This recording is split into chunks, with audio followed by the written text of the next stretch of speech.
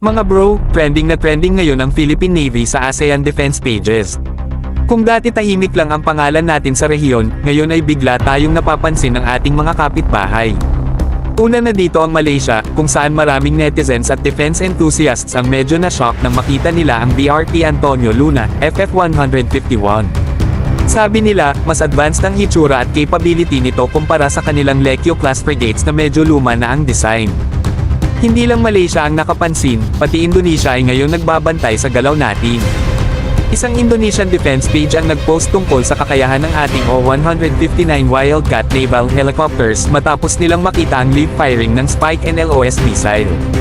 Ang missile na yan, mga bro, may reported range na 30 to 50 kilometers, meaning kahit malayo pa ang target, kaya nating tamaan ng mabilis at precise.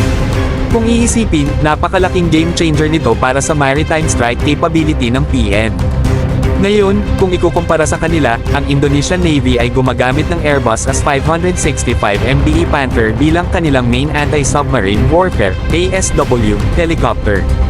Pero ayon mismo sa kanilang mga defense watchers, medyo kapos ito pagdating sa firepower at anti-submarine capability kung itatapat sa ating O-159 Wildcat. Dagdag pa rito, mas limitado rin ang ship-to-helicopter integration ng Panther kumpara sa Wildcat. Ang nakakatuwa dito, mga bro, ay napapansin na talaga ang Philippine Navy hindi lang sa loob ng bansa kundi sa buong rehiyon. Kung dati tayo ang nahuhuli, ngayon ay unti-unti nang napapansin ang ating modern warfighting platforms at advanced systems integration. Hindi lang tayo basta nagmo-modernize, kundi pumapasok tayo sa level na nakikita at kinikilala ng iba. Kaya masasabi natin, this is just the start.